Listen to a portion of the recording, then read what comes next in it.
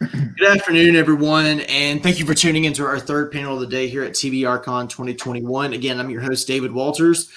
So welcome to Science Fiction and Fantasy Fight Club. You know, the first rule of Science Fiction and Fantasy Fight Club is that there are no rules because this isn't Chuck Palahniuk's Fight Club. So I do ask that our panelists keep it a clean fight and don't damage their moneymakers, their hands, because that's how they make their money. So, but before we begin and attempt to figure out where in the world we're going to go with this panel, because my gosh, it's going to go in every direction possible, let's have our panelists introduce themselves one after another. So Mr. David, I'm going to call you Mr. David since there's two Davids in here now. We'll start with you. Hi, I'm David Dalglish. I'm author of a bunch of different series, most recently starting with the Half-Orcs, more recently with Orbit Books, Shadow Dance, the Seraphim Trilogy, and the Keeper series, and a new one coming out starting next year with Vagrant Gods. And I write sword and sorcery fiction that's usually over the top and more resembles anime than real life. All right, Mike. Hey, I'm Michael Mammay. I am the author of the Planet Side series with Harper Voyager, which is 3 books. And my next book coming out is, well, we don't know what the title will be yet, but it'll be out in probably early 2022. And it's kind of like a Kelly's Heroes in space. All right, Jeremy.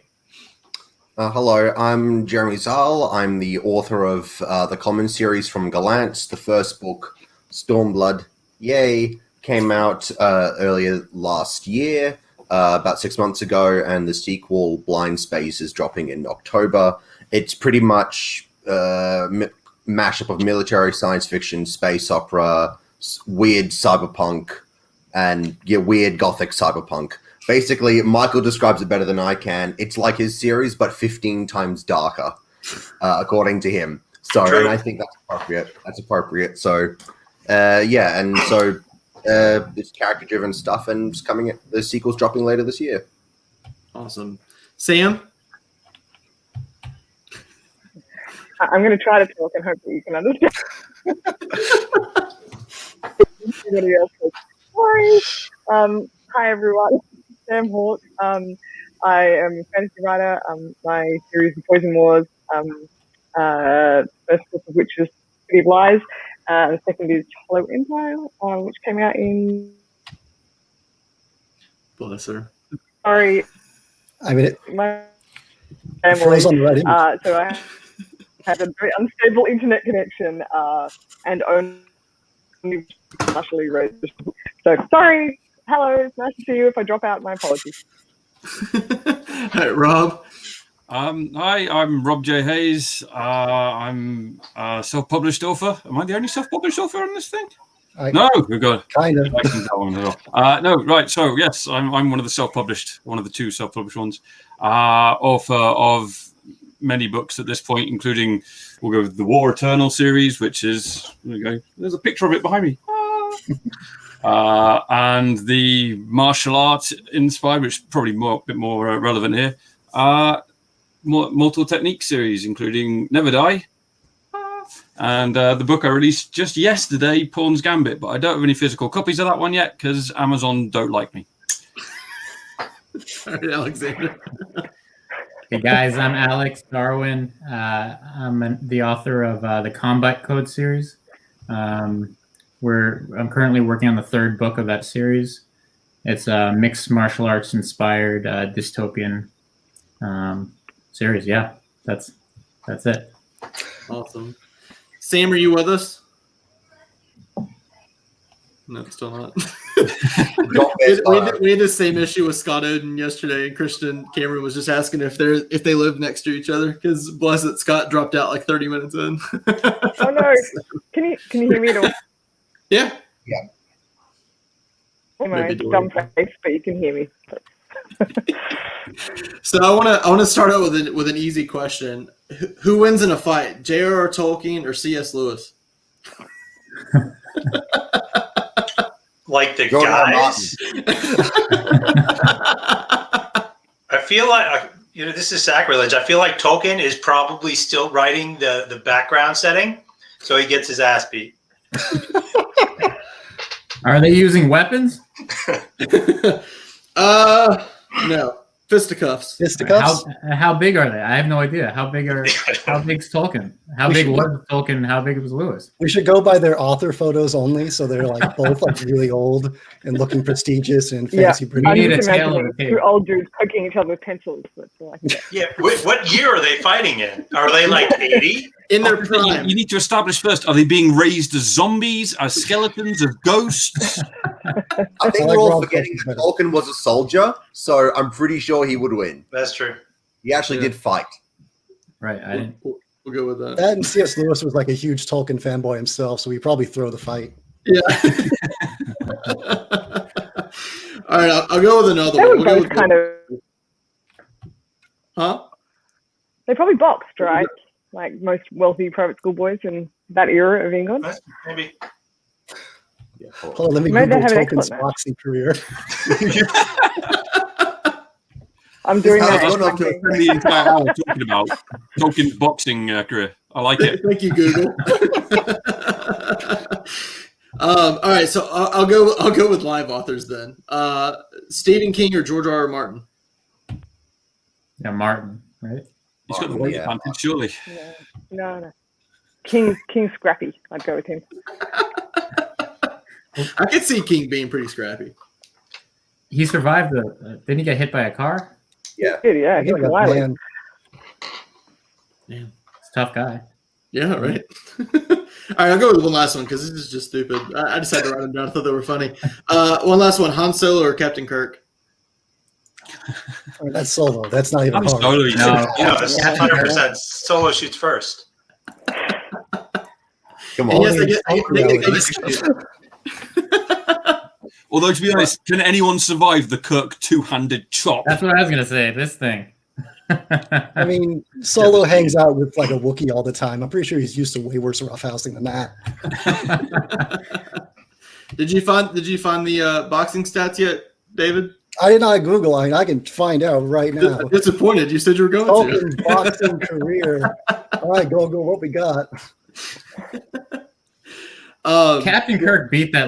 What's the lizard called that he beat hand-to-hand combat? Apparently, there is a Nicholas Holt Tolkien that's a boxer, which is ruining all of the searches.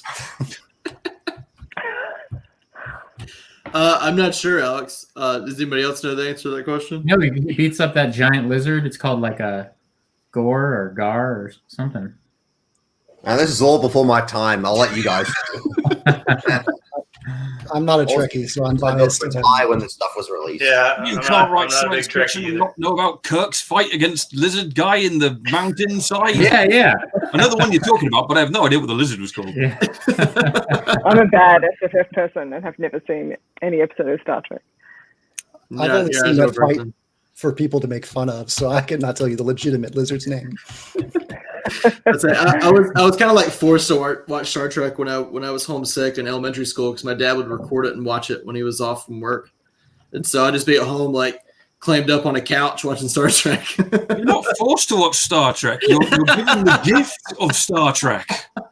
And you have your eyes forced open like in A Clockwork Orange, or what? They were. Shelly in the chat is suggesting Solo is wearing a red shirt, but that just feels blasphemous to me. So I don't think we should acknowledge that. I think it's a great question, Shelly. Thank you. All right, so we'll get to legit questions now. So those to you pertains to how do you bring real life combat or martial arts into your stories? Because I know several of you do, or you have to, or maybe you don't, but you want to. Alex, we'll start with you. How do you bring real life combat or martial arts into your story? Yeah, so and that's pretty much what my book revolves around is unarmed combat, and it's very heavily inspired by real combat with a few fantastical elements. I take a lot from I like watch a lot of fights. I don't know if you guys are fight fans in any sort, whether it be boxing or mixed martial arts, but I not as much lately.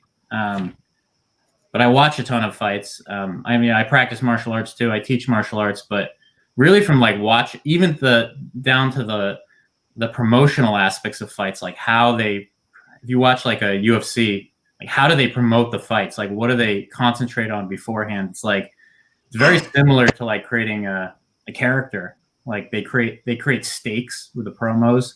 They try to build up a character and create stakes in people's heads. Just because if you just watch a fight between two people you don't know, you don't really care. You might be like, oh, that guy knocked the guy out, or that guy submitted the other guy or girl, but you don't care about it. So you watch how some of these big promoters promote their fights. It's really interesting.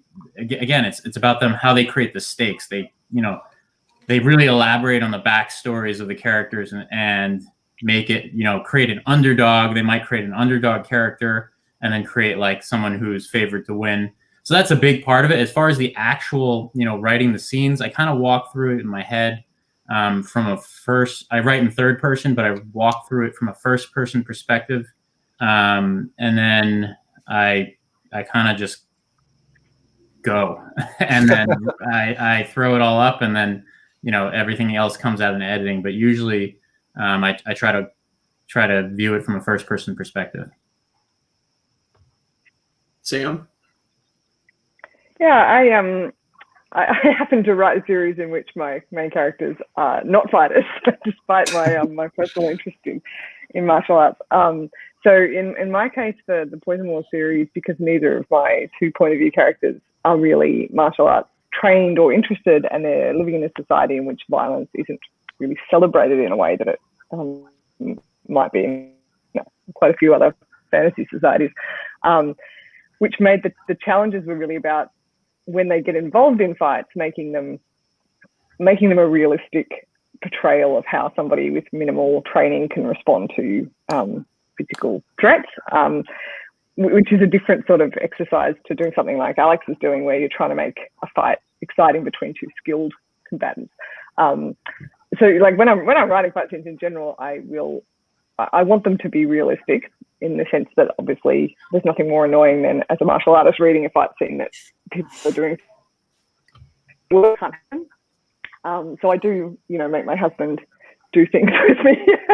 So we will reenact scenes to make sure they work physically with the surroundings or whatever, to make sure I'm not being unrealistic there. But largely speaking, you can't make fights boring, and there's a big challenge when you're writing fight scenes versus when you're watching them. So, like Alex, I watch a lot of fighting, and the visual factor gives you a huge advantage. It's way more fun to watch people do physical stuff, exciting physical combat, than it is to read about it most of the time.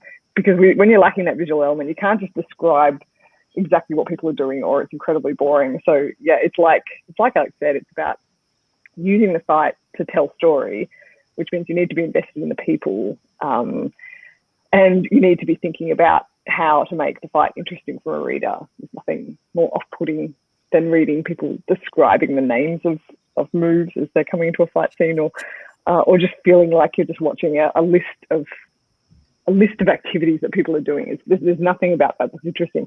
You can get away with a lot more empty fighting in the visual media, I think. In the story, you have to be making sure that it's all about the characters and how they're responding. And yeah. Instead of just saying he used his fist to punch the guy in the face,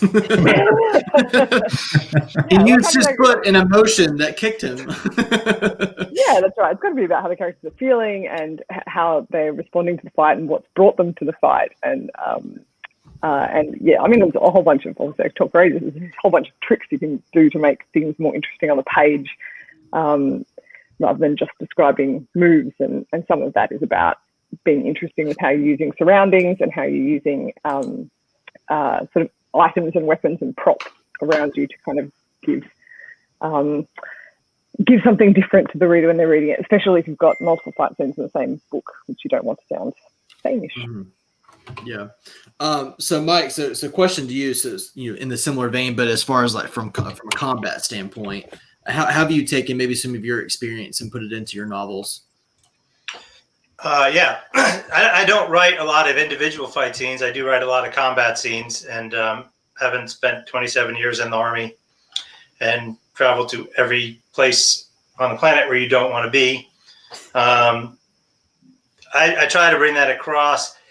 The first thing with a combat scene is if your character understands what's going on too much, it's completely unrealistic. because the biggest thing that anyone will tell you about a combat scene is you do not know what's happening. It's just confusing. You could take 10 people who were there, and after the fact, if you take a briefing from all of them and say, hey, what happened at this moment, you get 10 different answers. And that's perfect for writing, because when you write that in, the confusion and the fact that your character doesn't know what's going on clearly it adds tension to this story. It adds a lot, the fact that he doesn't know. So what I tell people to do is narrow the focus as much as you can, because it's not about the fight. It's about the character. And I think, both Alex and Sam have said that. It's about the character and how it affects the character. And not knowing what's going to happen next has a huge effect on the character. So when you try to, and the thing is you've got this, it's hard to do as a writer because you've got this huge fight scene in your head because it has to make sense. The actual scene is happening. A combat scene is happening. There's 27 things happening, but your character might see 2.5 of them and misinterpret one. And that's what matters. What matters is the emotion that it brings to your character, the position it puts them in, and then what their decisions are and what they're going to do next. And then the second thing that I try to do is probably bring a little more fear into it. Because if you're in combat, everyone's scared. You just are, even if, oh, hey, that missed me by 10 feet. No, a bullet snapped over my head and I went, holy crap, someone's shooting at me. Mm-hmm. And that's the emotion, right? The emotion isn't clinical at that point. The emotion is, holy crap, someone's trying to kill me. And how you get past that emotion, how your character gets past that emotion and acts anyway. Because, of course, they're the hero and they got to do that. But, that emotion is pretty real. Mm-hmm. So maybe not taking real life experience, but, David, Jeremy, Rob, do y'all have anything to add about how y'all bring maybe some kind of, real life experience to it? Or is it kind of like, what Alex and Sam were talking about, being able to visualize it with like real life fighting or anything like that? That's definitely what I do in my case. Michael's military career is older than I am, so I don't have too much experience in that department. But I do try to, what they were saying, what Michael and Sam were saying about narrowing the focus as much as possible, making things as tight as possible. And so it's not so much about the battle. It's not so much about the combat itself. It's about filtered through character. It's about what they're feeling, the fear, what's at stake, what they have to lose, like if they have friends on the side, if they've got people they know on the enemy side, what's going to happen next. And I try to filter things as if I was seeing it kind of in the same philosophy that I subscribe to, is through a first person shooter style, where it's not so much, you can't see everything. You have a limited scope, and anything that's coming at you is directly affecting you, not the bigger scope of the battle when we're talking about larger combat scenes. And so I try to really make it really gritty and on edge, like, about splinters spraying. It's about bullets snapping above your head. It's about, you can feel like sweat trickling down your back. Like, it's those emotions, it's those immediate visceral responses that I'm looking for.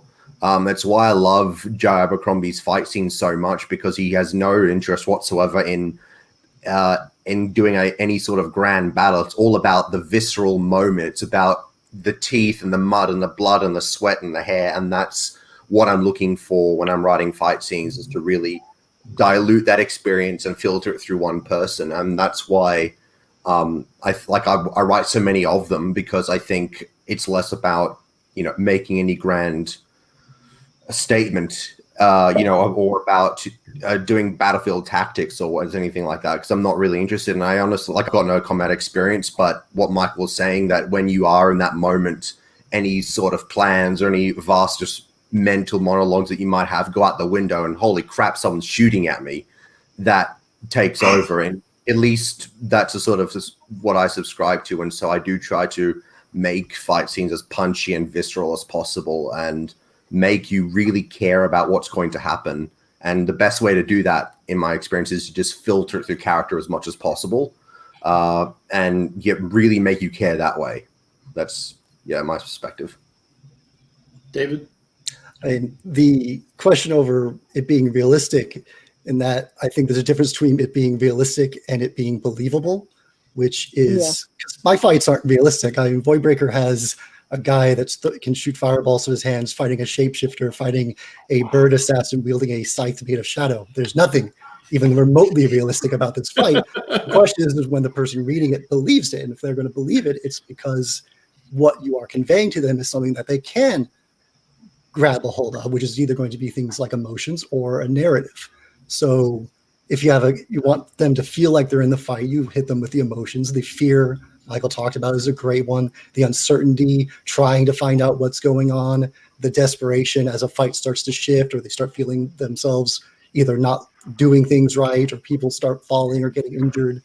Or you give them a narrative that someone can understand and you work with that. If a fight is, here's someone that is going up against someone they cannot beat. Person A cannot handle person B. They are bigger, they are stronger, they are faster. You give them that narrative and then you make everything play into the narrative to where people, even if they can't quite see exactly what's going on like you would in an action scene, when you just start describing the individual technical stuff, the dodges, the parries, the hits, you're weaving that as a narrative. The person that is smaller than the big dude is not blocking attacks and standing strong. He's dodging, he's weaving, he's parrying, he's frantically ducking under hits he can't block. Even if that's not realistic to what actual medieval combat was in the slightest, if people feel they get swept up in the fight and are enjoying it and get their blood's going as the hero's barely surviving, realistic starts to fall away as long as you've got them in your hands and you're just carrying them along. And for me, it's usually a desperation of we're going forward. Don't look back. Don't think about what just happened. Some shapeshifter just turned a guy to glass and shattered him. Don't think about that. We're moving forward. So that's mine, I guess I would say. I gotcha. What about you, Rob? Okay, well, I mean, first I think it's important to take into account that I have no combat experience whatsoever. I mean, I did karate when I was 10 years old, so that's almost 30 years ago now. And I did a little bit of Viking reenactment about 10 years ago or so, where I stood in a shield wall and got kicked the shit out of a bit. That's it. But I watch a lot of martial art films and anime, and I used to watch a lot of wrestling. So I try to go for the spectacle. I certainly don't try to make things realistic as such. I try to make them cinematic, so that readers can sort of essentially view it in their mind, can see it that way. But the other thing I do is I tailor the fight to the character or characters that are involved in it. So in something like Never Die, I have a lot of masters, of their arts having duels, and for those it is a bit more clinical, because these guys are highly trained. They've spent their entire lives, in combat and training for it. So when they get down to the sort of the actual fight scene of it, they're very sort of clinical where the movements go and adapt into it. But then I also try to make that fight itself a story, with the characters going through their own sort of arc. So you might have this master who's starting off with this very clear idea of how they're going to go into this fight, and as they're going through it, they're suddenly realizing that this isn't working.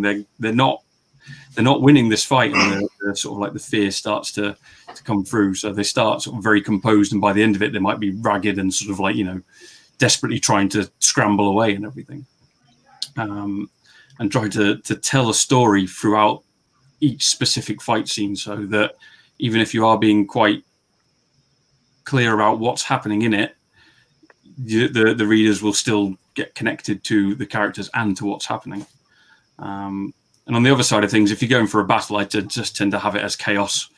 Nobody knows what the fuck is going on. Blood, the swords, the shit. It's all going horribly, horribly wrong, and people are screaming. So then how every battle goes. Exactly. That's for if you've just got some chump standing in a shield wall trying to survive, that's more the sort of thing. It's very different to a duel between two masters who have been practicing their art for 60 odd years or whatever. Mm-hmm. Yeah, I'm gonna take Travel Code's question. Do you find it harder including non-humans in your fight scenes? So animal types, extraterrestrials, demons, etc. And he points out David's The Keepers about non-humans involved in battles. David, if you want to take I guess that, I can go it. I freaking love it because now I'm coming from the perspective of I've written and published 27, something like that, novels. And by that point, trying to keep interesting, person A tries to stab person B, gets hard. It gets very, very hard. So when I can throw in like, oh, here's a crazy monster that instead of trying to slash or parry, is trying to bite you or, rip you apart with like, jaws and teeth. I get to do different things. I get to do weird things, and I get to shake up. A shield wall against another shield wall is one thing. A shield wall as a T-Rex stampedes toward you is a very different encounter, and is a lot easier to make something a spectacle, which is what I like to do if I do any sort of major big battle. Like there's obviously smaller skirmishes and individual fights throughout, but when you get to the big epic, I want readers to remember this. Spectacle is great, and spectacle is infinitely easier to do, when it's a dragon that's trying to eat someone and not, boring old humans, which obviously you can do even that amazing. But like just from a experience perspective, I'll take new at this point over anything. Sam dropped off, but in her book, she's got a scene where so she has it's a dual lead book. This is her second book. I'm reading it right now. That's fine now. The in one of the characters, the female character, the sister and brothers are the two lead characters, and the sister character is handicapped. Mm-hmm. She has a lung illness. She can't fight. She can't do anything, and she gets attacked by a bird. Right, and there's a debate whether or not the bird is magically controlled. Just a regular, like raven-sized, angry-ass bird, mm-hmm. And it's awesome. It's a great scene because neither the bird nor the person involved in the scene are particularly tough, but they're fairly matched. Was it a goose? Because then it's all over. Yeah, it's great because because she does a super job of portraying this character who never fights and never really feels physical pain from being struck, being pecked and clawed at by a bird, and it's mm-hmm. very short and very brutal. And there's some questions on whether someone magically spelled the bird to go attack the character or not that make it interesting. But the fight itself, for the 1.5 pages that it is just great, even though there's nobody in that scene that's actually a fighter. Mm-hmm. So it doesn't matter who or what is fighting if you get the emotion right. Anybody else? I find it easier. My book has primarily humanoid characters, so there's nothing too out of the realm of ordinary, but I do have like mechs, and for the fight scenes where the mechs, which are greatly more powerful than the humanoid characters, are involved, I find those actually easier to write, kind of along the lines of what Michael was talking about, where if there's a greater disparity in the either skill or power or strength between the combatants, the scene just seems to flow more easily because both combatants are kind of just doing their thing. I find it harder to really craft the scene where it's equally matched opponents, because it should be more of a back and forth, more of a standstill. It could fall into the realm of boredom in a real, at least a hand-to-hand fight. If opponents are equally matched, it can often end up to viewers, even in watching a mixed martial arts fight, as a fairly boring fight. A lot of the most evenly matched fights, the best fights, are not exciting at all, because it could just be two guys or girls grinding up against each other, or just like avoiding strikes, dodging, parrying. So again, I find it easier when there's almost a non-humanoid character, like in my case, a mech, to mix things up from the other sort of fight. That has like a distinct advantage. Right. Yeah. Rob, Jeremy? Go for it. Okay, I actually don't have any in my first book. I don't have any non-humanoid fights. I do in the second. I definitely do in the second, where I have a bunch of angry aliens fight the main characters. But what I was going to say is there's a anime series and a manga called Beastars, where and in the it's actually really good. Like you wouldn't like the premise. It looks a bit iffy, but it's awesome. Anyway, all the main characters are all animals. So humanoid horses, komodo dragons, wolves, lions, that sort of thing. And so they actually do use their animal traits in combat scenes. What makes that series interesting? The best thing about every single fight, there's something personal going on. Whether it's between between a herbivore and a carnivore, which is pretty much like where society is split down the middle. It's between different takes. It's about something that deep-rooted history. That's what makes the fight interesting. It's not so much their abilities. It's not so much what they can do, what they can bring to the fight. It's why they're there. It's why they're fighting, what they have to lose. And that to me, regardless of what species is on either side, or what type of human is, or what the spectrum is of the fighters, like that's the thing that makes things interesting to me. And so when I'm reading the manga series, I'm not even paying attention to what animals have what abilities. There are the komodo dragons have venom and that sort of thing, but I'm not even thinking about that. I'm thinking, why are they there? What are they fighting for? And so to answer your question, I don't really think there's any. It's harder. I think it's all about who's on either side of the fight. In a totally different side, quite there. Do komodo dragons have venomous bites, or are they? In this series, they do. It's a manga. Like there's no logic to it, Rob. I think they do. I'm sure, like I'm sure I've read a thing where they don't have a venomous bite or anything, but they're like the bacteria and everything in their mouths is so sort of it bites something, you still die from it. Yeah, I could be wrong. I don't know. That's less dramatic, though, isn't it? Die several weeks later. But I personally, I've actually just been thinking about this, and I don't have a lot of non-human combatants in any of my books for some reason. I've not really done it. The only one I could really think of off the top of my head is in City of Kings, where I have trolls in a cave.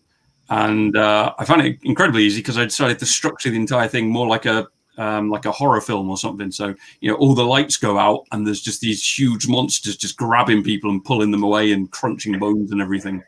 Rob, doesn't Never Die have a bunch of the yokai? Well, it does, but they're most of them are humanoid. Just like the ball of that's just a tangle of eels. That's not really a fight. Rolling down a hill, just crushing people as it goes.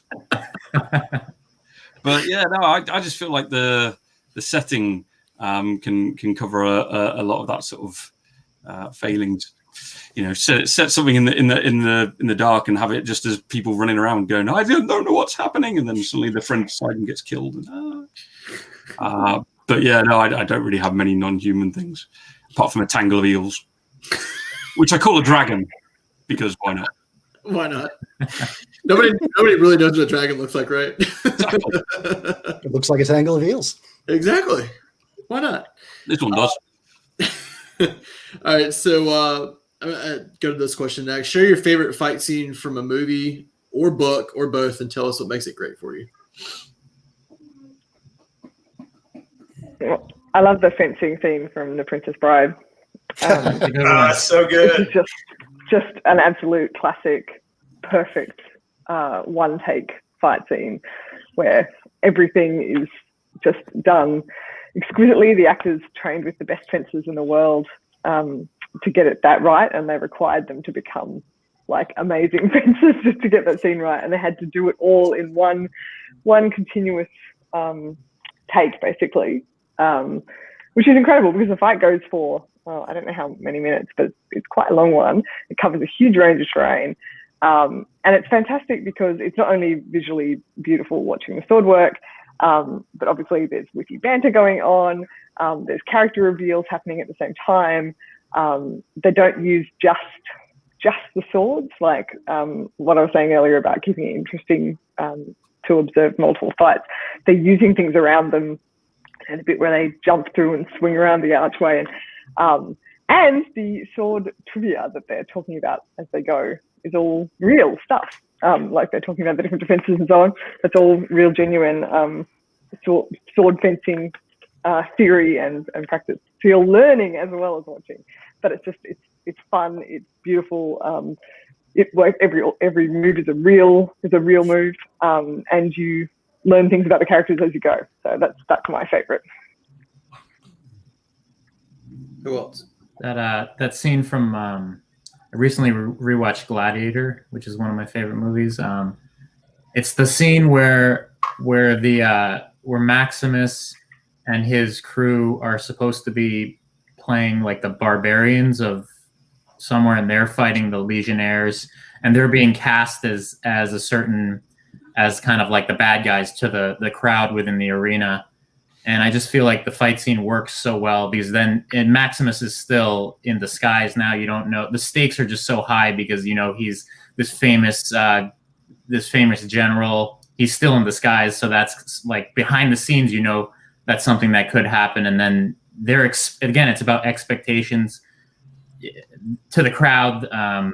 They're expected to die, to these chariot riders, the legionnaires. So I just thought that was such a cool scene.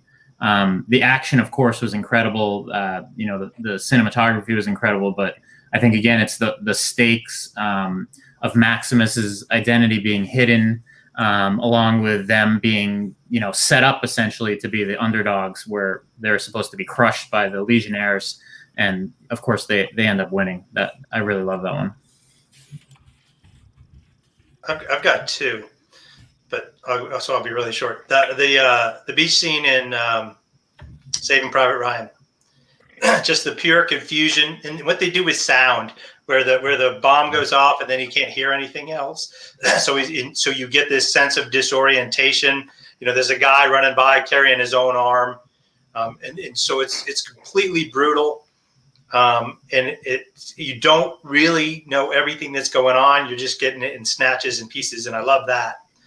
And then the other thing that I really, really like is so the tank battle scene in Fury, not the scene itself, but how it's focused internally. And then he comes out of the tank at the end, and you see dead guys just, for yards and football fields full of dead guys that you never realized there were that many guys while the fight was going on, because it was so tight to the character that they were in this battle, and all they knew was, we got to keep fighting or we're going to die. And then you get out afterwards and you see what they did and what they faced, and you never really had that perspective until you got to look at it after, which I thought was really, really cool. Anybody else? Jeremy, David, Rob? Not sure it's my favorite, but it's the only one that can come to mind. The sword fight at the end of Rob Roy, a 1995 film with Liam Neeson. And the point is that Liam Neeson's character's got this big old two-handed sword, and he's in a duel against this guy that has a much quicker, smaller sword. And Liam he cannot hit this guy. He's used to crazy, chaotic battlefields, and this is this strict duel, and he's just swinging. He cannot hit, and this opponent is just knifing him up, giving him wound after wound. And by the end of it, he's just bleeding. He's exhausted. He's clearly lost. And there are people that have placed bets on the fight. And this is by far away my favorite part by the end. And you can see them collecting their money while Liam is still alive. And he even sees this, and just the level of just doubt and disrespect. And even as you're watching this, you're like, I'm not sure he's going to win this. I know he's the main character, but they're collecting the money. He's never even hit him once. And he ends it with he just catches the sword in his hand and mutilates his hand down to the bone. But he just holds this little rapier weapon and it just chops the guy in half with one swing. And it's the most satisfying kill ever. So that would be mine. I think the one that always comes to mind for me when somebody asks a question like that is I think it's the first fight scene in the film Hero, and it's between Donnie Yen and Jet Li, and it's because it's just so beautiful.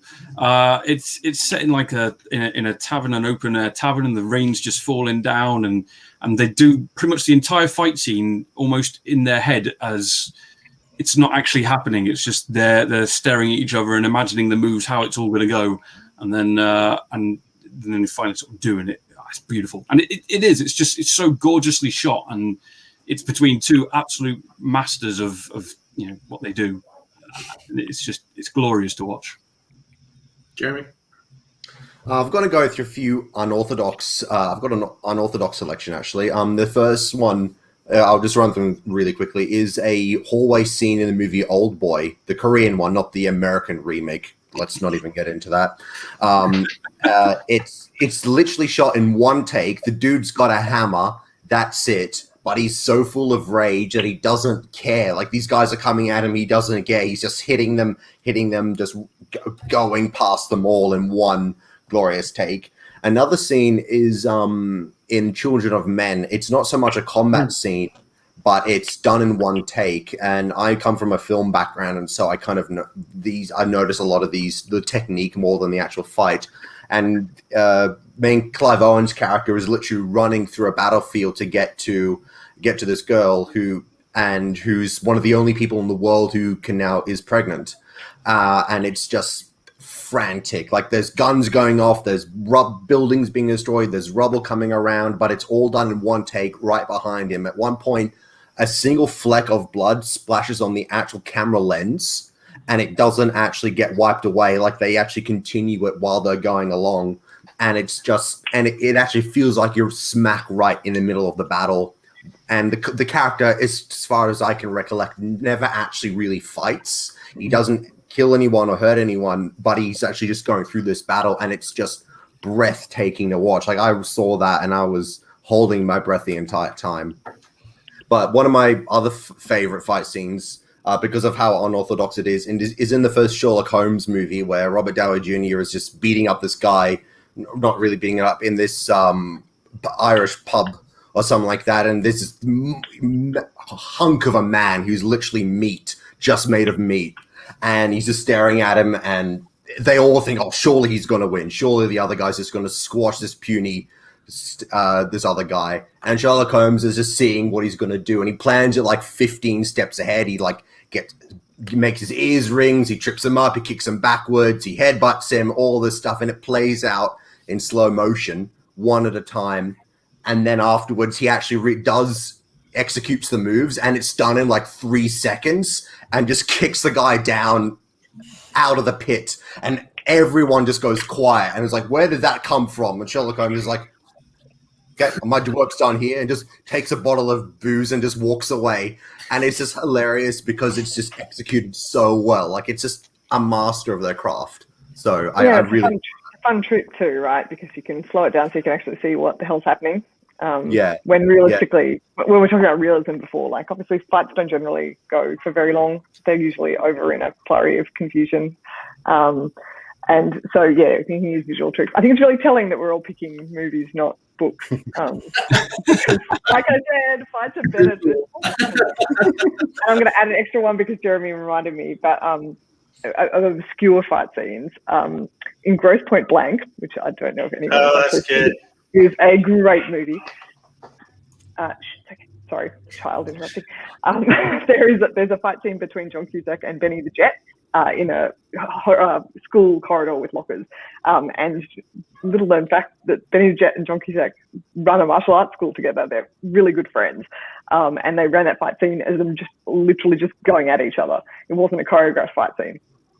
So it's really fun to watch, just as a proper, this is what fighting looks like, when it's not necessarily, carefully choreographed with every move planned and every camera shot working. And it's somewhat of a contrast to some of my other favorite scenes in, Jackie Chan films and so on that I've watched obsessively growing up, where these things are like ballets. They're amazingly choreographed, and they use so many props, and they're funny and clever and interesting to watch. And yeah, I just don't think we have quite the same options in written form. There's the other fight scene in Grosse Pointe Blank right at the end, where they're just like, they're doing anything they can to kill each other, and they're throwing TVs at each other. It doesn't matter, man. They're just anything you can do to try and land a blow. It's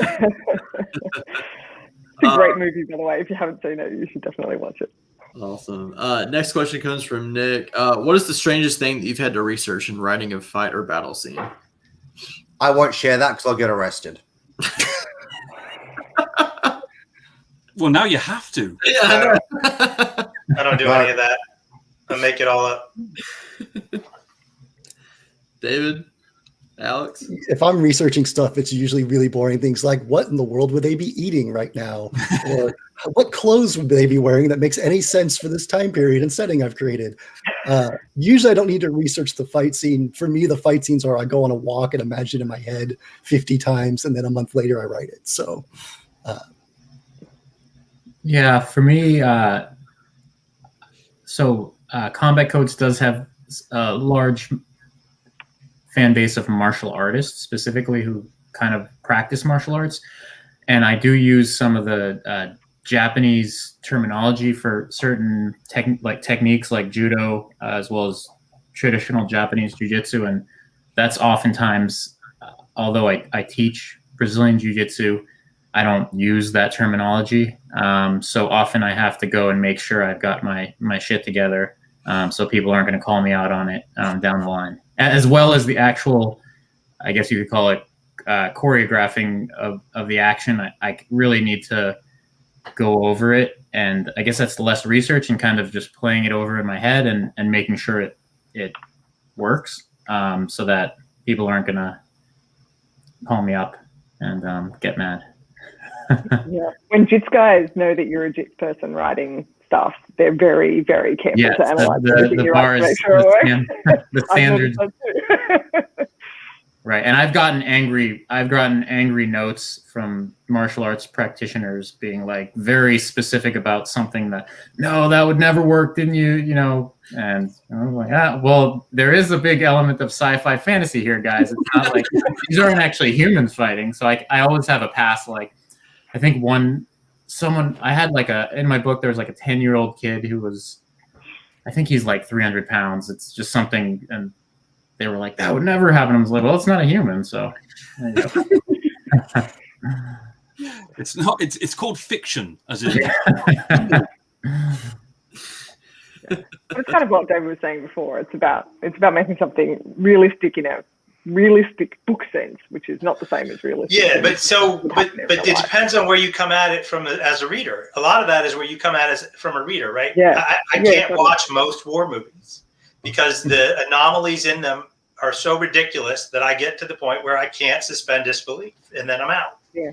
And I think you got to do that, and everybody's going to have that.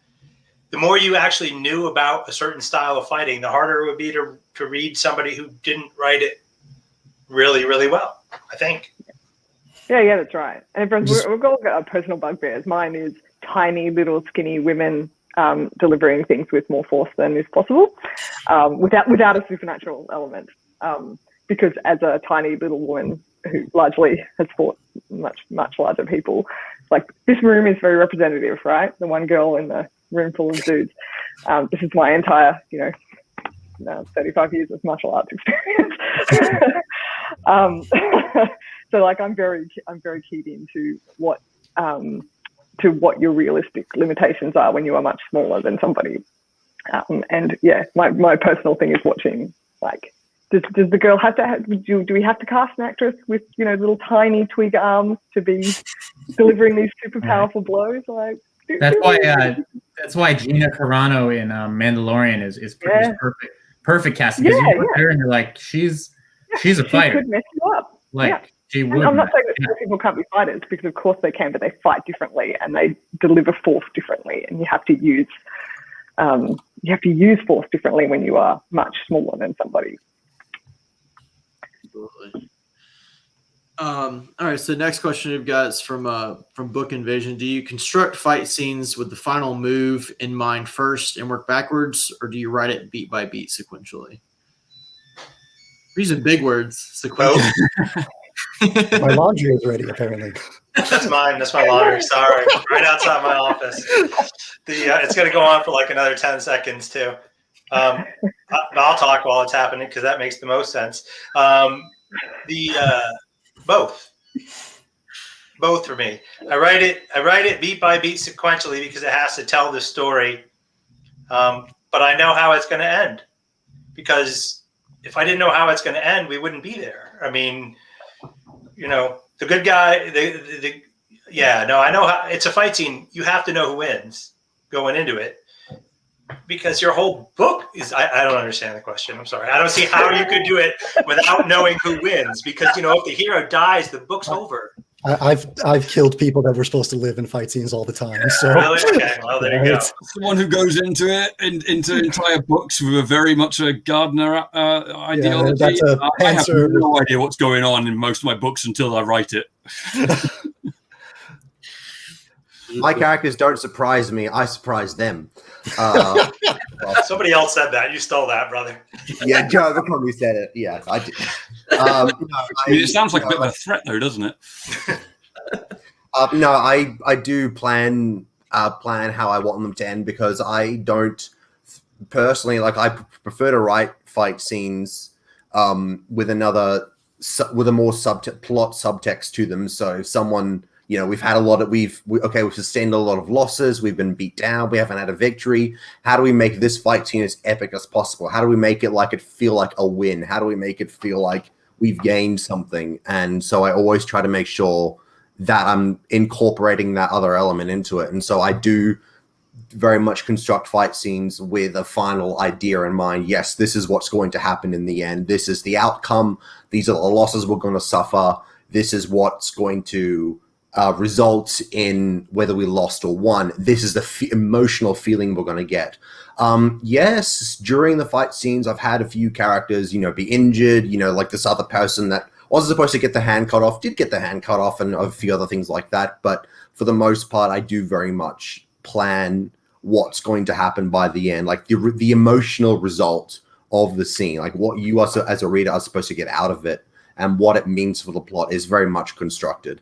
Obviously, as Rob was saying, I think that what he was referring to as a garden, I think that people tend to imagine either you plan every word, every paragraph out meticulously, or you just completely, wing it. And I don't think it's either one. For the most part, I think that there's a spectrum, and I think that people, some stuff is planned, some stuff is not, and it's just a matter of where you sit. And personally, I sit in the idea that I plan if it's going to be a fatality or a victory, but beat by beat, I generally try to wing it. But the end result, that doesn't change. That's set in concrete.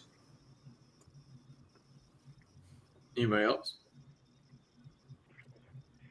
Rob, Alex? I mean, I partly agree with Jeremy and partly don't. I do agree that I think it is a bit of a spectrum. You do sort of you do tend to have sometimes an idea of what where you're going when you go into a fight. But I have written entire ones that just came out of nowhere. Entire fights that just came out of nowhere, and I had no idea what was going on, how they were going to end. I was just writing it. And then, we'll see how it goes at the end. I mean, I usually have an idea that this is halfway through the book, so the main character probably not going to die just yet. But I've regularly got into entire fights or just scenes or chapters, not knowing what I'm doing and seeing where it takes me. I wing everything. I started out as that. And slowly, particularly the first 5 or 6 books I wrote, my plans would go out the window every few chapters and just kind of went. And I had characters I killed off. I wasn't planning on killing off. I had characters that lived that were planning on killing off. And then everything I plotted afterwards, I'd have to rewrite.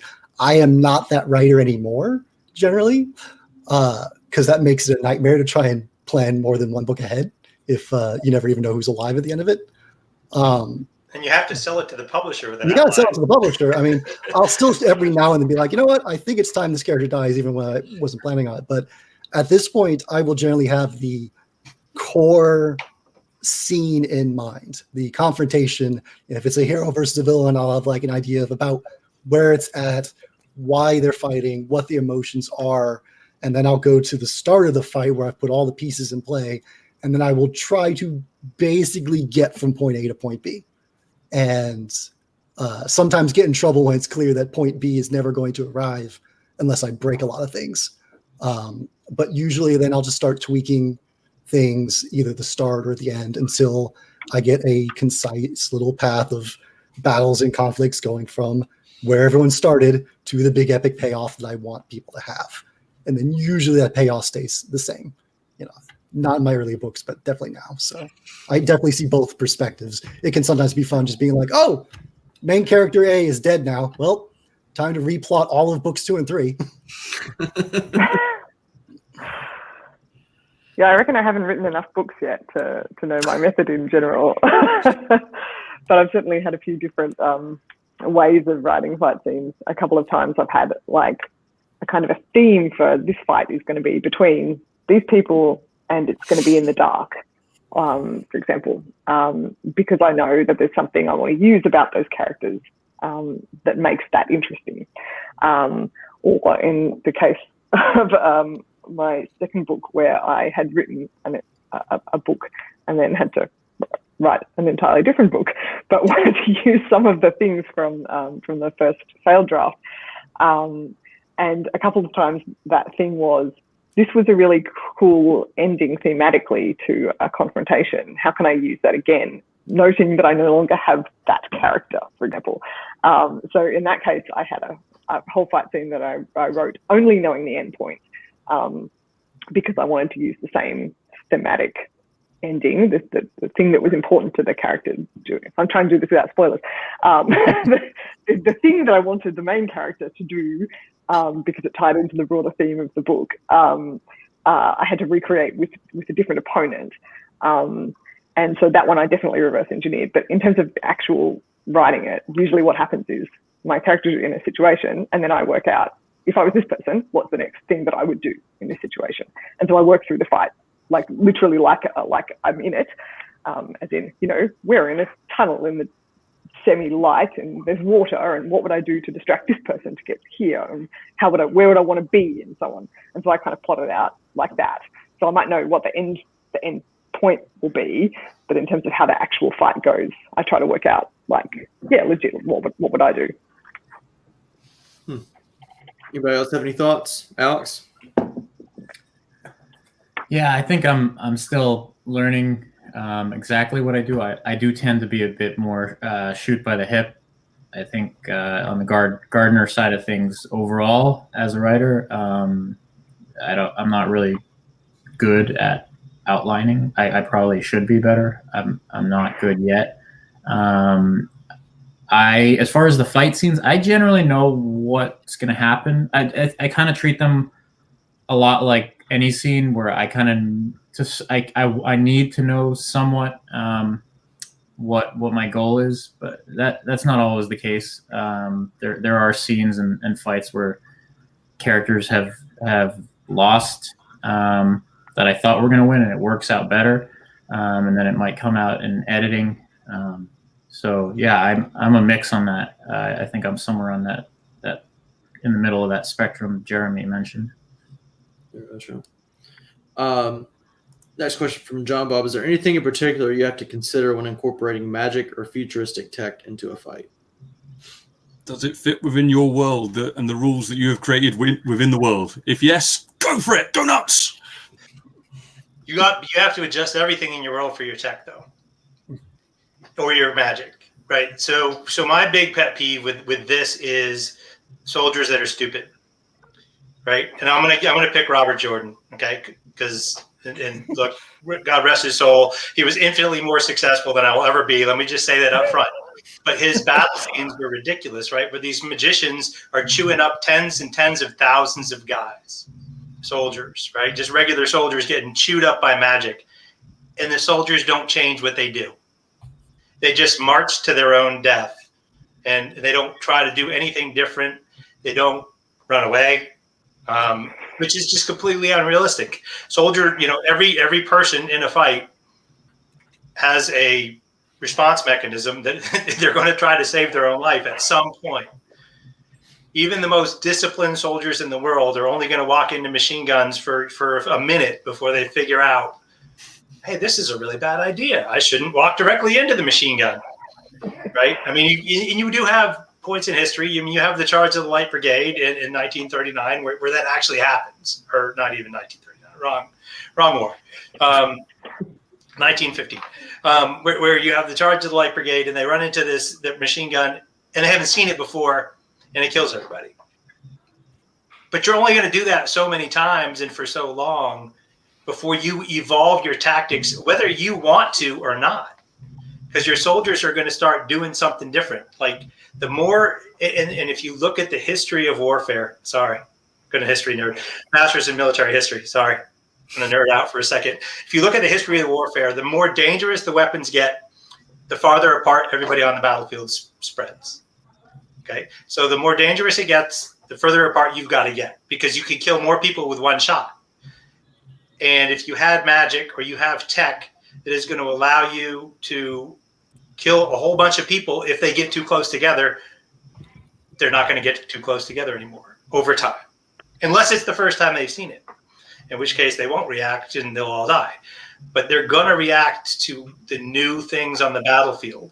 So if you have cool new tech, but you're still fighting it with modern tactics or any tactics really that don't make sense for that tech, then it becomes unrealistic. Also, I'll just throw that hand grenade out into the room and you guys can go.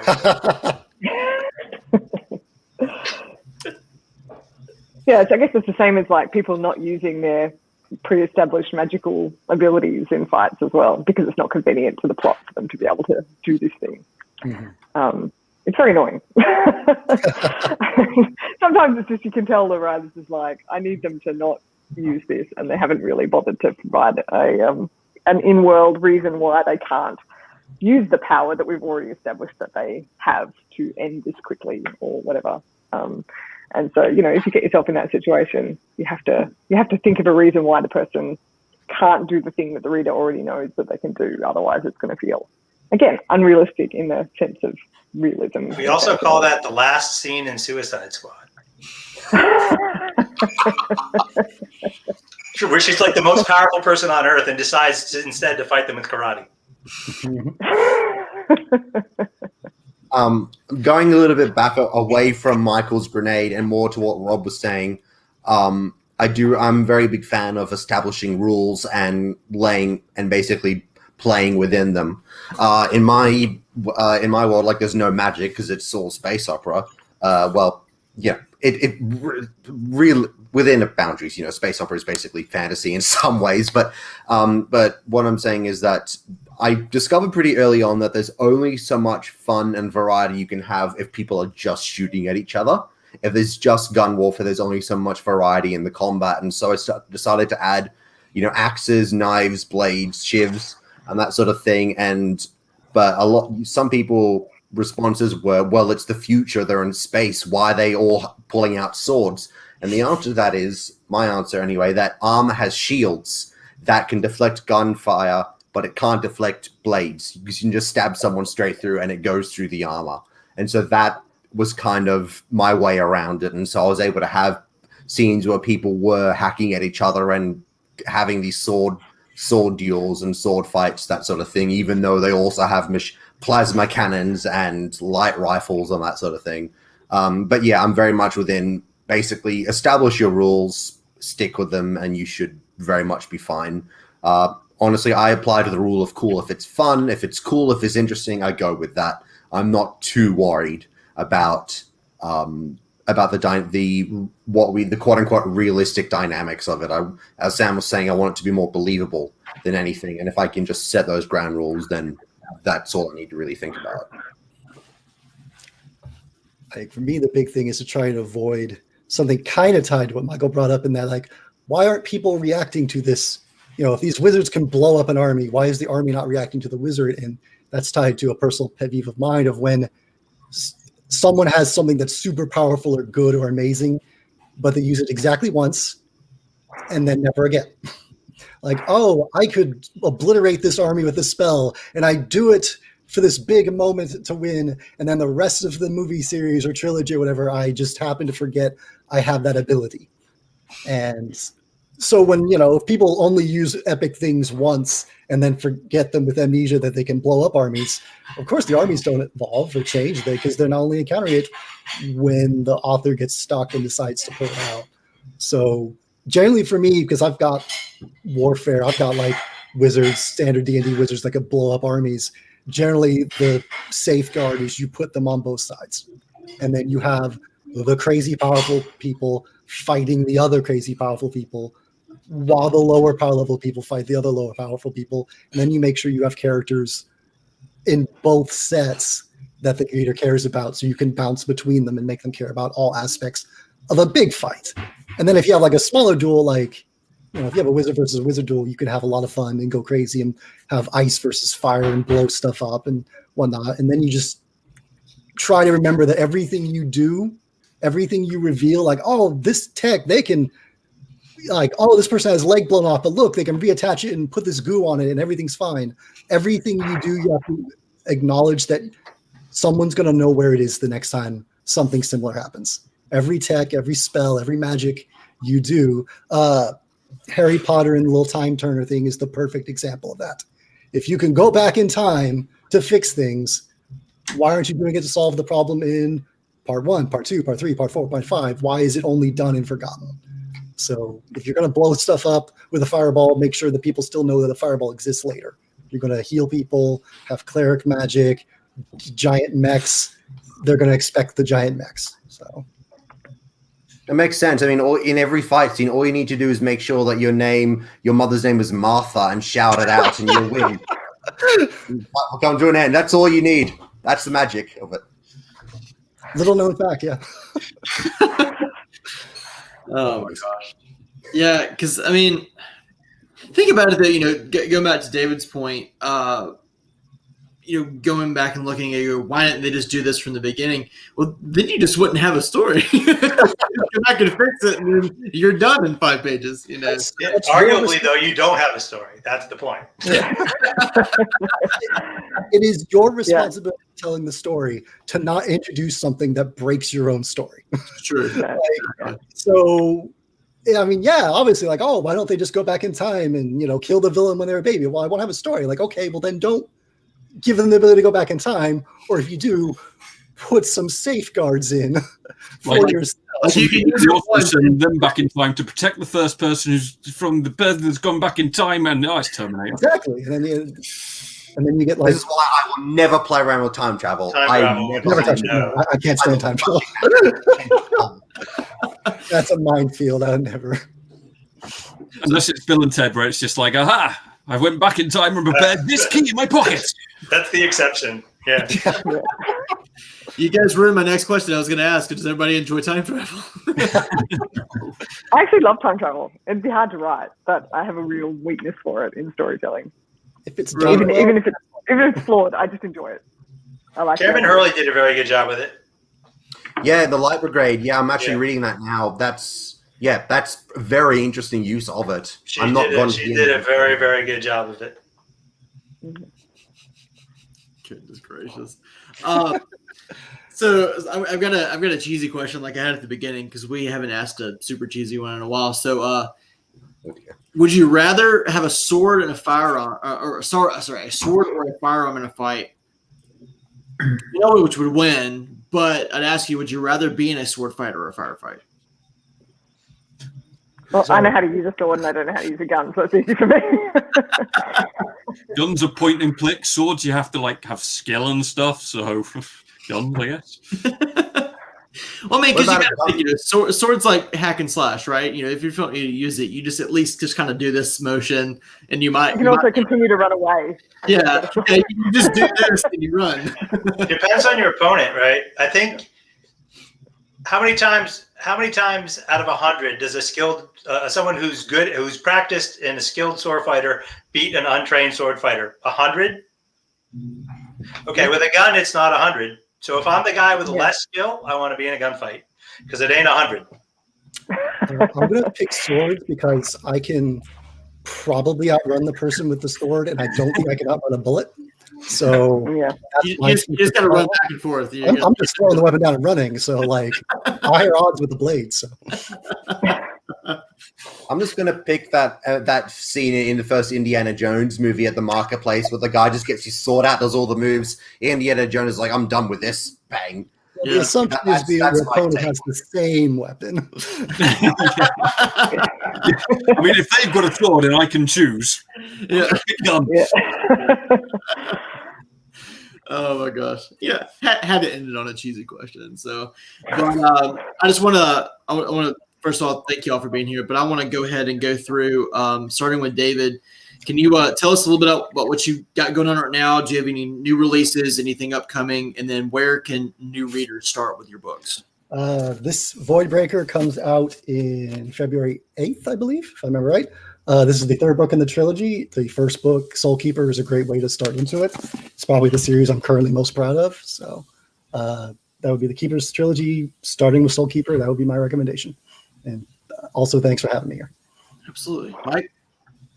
My third book, which is called Colony Side, which is the third book in a loose trilogy. Same characters, not necessarily same story. Came out on December 29th, so just 4 weeks ago.